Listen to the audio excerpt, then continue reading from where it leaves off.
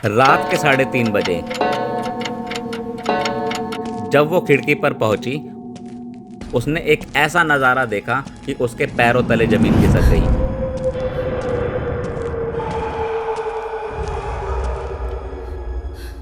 उसने देखा उसका बेटा पीपल की पेड़ की टहनी से लटका था। जब दरवाजा ही अंदर से बंद था तो वो बाहर पहुंचा कैसे? नमस्कार दोस्तों, मैं हूं रवि खरबंदा और आप देख रहे हैं द ओपन फाइल्स। बिहार के बक्सर जिले के पास एक छोटा सा गांव है उपाध्याय का टोला। इसी टोले में पंडित रमाकांत जी अपनी पत्नी और 2 बेटों के साथ एक साधारण जिंदगी जी रहे थे। लेकिन जल्द ही उनका बेटा आर्मी में सेलेक्ट हो जाता है, जिससे उनके घर में सैलरी आने लगती है और रौनकता भी बढ़ने लगती है। अब इंसान की फितरत है, जैसे ही हालात सुधरने लगते हैं वो बेहतर जिंदगी की तरफ देखने लगता है। इसलिए रमाकांत जी ने भी सोचा, इतने सालों से जिस कच्चे मकान में रह रहे हैं, क्यों ना एक पक्का घर ले लिया जाए। थोड़ी छानबीन करने के बाद रमाकांत जी को गांव में ही एक ब्रिटिश जवान का पुराना मकान पसंद आ जाता है। घर बड़ा था, सालों से खाली पड़ा था और बरामदे के अंदर एक विशाल पीपल का पेड़ लगा हुआ था। घर भले ही सुनसान था, लेकिन घर सस्ता होने के कारण रमाकांत जी बिना सोचे समझे जल्दी से उसे खरीद लेते हैं। और उनके इसी कदम से शुरुआत होती है एक बुरे समय की, जिसकी मार रमाकांत जी सहित पूरा परिवार झेलने वाला था। अब नया घर मिला तो स्वाभाविक था, पूजा तो करनी ही थी। इसीलिए पूरे टोले के ब्राह्मणों को सत्यनारायण भगवान की पूजा के लिए बुलाया गया। सारे लोग आए, पूजा आरंभ हुई। सभी पंडित श्लोकों में लीन थे, माहौल शांत था। तभी अचानक से उसी हॉल में एक अनजान आवाज साथ में मंत्र उच्चारण करने लगी। वो उच्चारण इतनी सटीक और दिव्य थी कि मेन पंडित खुद मंत्र पढ़ते पढ़ते रुक गए। उन्हें समझ में नहीं आ रहा था कि बिना कुछ बोले आवाज कैसे गूंज रही थी। हालांकि उस वक्त परिवार के सारे लोगों ने उस चीज को अनदेखा कर दिया और पूजा पूरी करने के बाद घर में रहने लगे। कुछ दिन तक तो सब ठीक था, लेकिन एक दिन कुछ अजीब होता है। दोपहर में रमाकांत जी की पत्नी रसोई में खाना बना रही थी। उन्होंने लहसुन प्याज छीना और चूल्हा जलाने लगी, लेकिन दुर्भाग्यवश वो चूल्हा जला ही नहीं। उन्होंने मिट्टी का तेल डालकर फिर से कोशिश किया, लेकिन अब भी कोई चिंगारी नहीं जली। अंत में वो हारकर बैठ ही रही थी कि पीछे से एक तीखी आवाज आई, इस घर में लहसुन प्याज नहीं बनेगा। वो घबरा गई। फिर जब पीछे मुड़कर देखा तो वहाँ कोई नहीं था। उन्होंने दोबारा चूल्हा जलाने की कोशिश की, लेकिन पीछे से फिर से वही तेज आवाज गूंजी, कहा ना इस घर में लहसुन प्याज नहीं बनेगा। इतना सुनते ही वो डरकर भाग गई और घर के बाहर जा बैठी।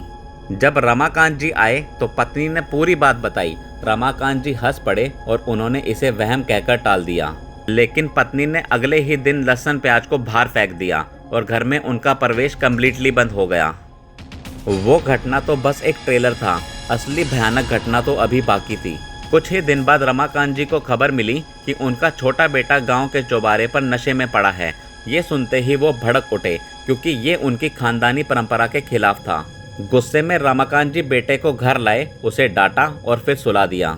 अंधेरी रात थी, सब लोग सोए हुए थे। तभी लगभग 3:30 बजे उनकी पत्नी टॉयलेट जाने उठी। लेकिन जैसे ही रास्ते में उन्होंने खिड़की से झांककर बाहर देखा, वो जोर से चिल्ला पड़ी।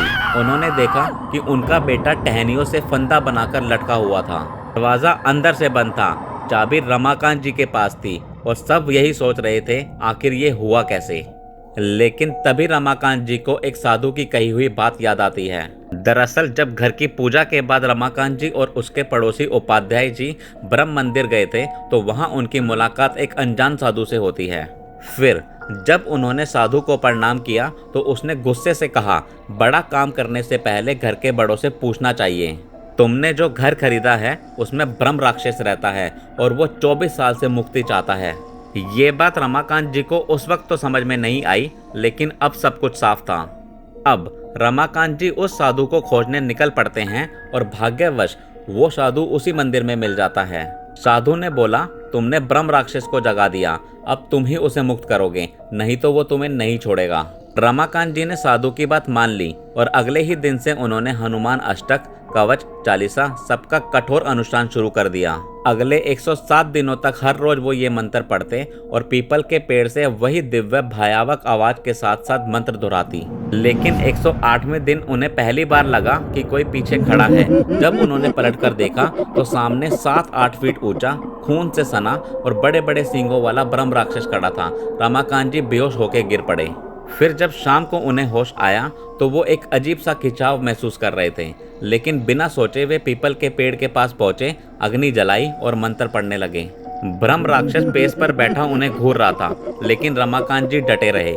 मंत्र तेज होते गए, हवा शांत हो गई और तभी एक तेज चमकदार रोशनी आसमान से उतरी और पूरे आंगन में फैल गई। रमाकांत जी फिर से बेहोश हो गए। फिर जब आंख खुली तब डर गायब था और वातावरण हल्का हो गया था। रमाकांत जी भागकर मंदिर पहुंचे, साधु के दर्शन किए और सारी कहानी उन्हें सुनाई। साधु मुस्कुराया और बोला, तुम्हारे दृढ़ निश्चय ने ब्रह्म राक्षस को मुक्ति दे दी, अब वो जा चुका है, अब तुम सुरक्षित हो। रमाकांत जी रो पड़े और बोले, लेकिन मेरा बेटा कहाँ गया? साधु ने शांत स्वर में कहा, उसने वो नियम तोड़े जो राक्षस ने अपने जीवन में तय किए थे, तुम उसे रोक नहीं सकते। अपने सारे सवालों के जवाब मिलने के बाद रमाकांत जी ने साधु से आशीर्वाद लिया और घर लौट गए। कुछ ही महीने बाद उन्होंने वो घर बेच दिया और दूसरी जगह शिफ्ट हो गए। उस घर में लोग तो आज भी रहते हैं, पर उसके बाद कभी कोई घटना नहीं हुई। तो दोस्तों, ये थी हमारी आज की हॉरर स्टोरी। उम्मीद है आपको स्टोरी जरूर पसंद आई होगी। इस वीडियो को देखने के बाद आपकी जो भी राय हो कमेंट बॉक्स में जरूर बताइएगा और अपने दोस्तों से भी शेयर कीजिएगा। मैं हूं रवि खरबंदा, जल्द मिलूंगा आपसे एक और इंटरेस्टिंग हॉरर स्टोरी में। तब तक के लिए चैनल को सब्सक्राइब करके हमारे साथ जुड़े रहिए।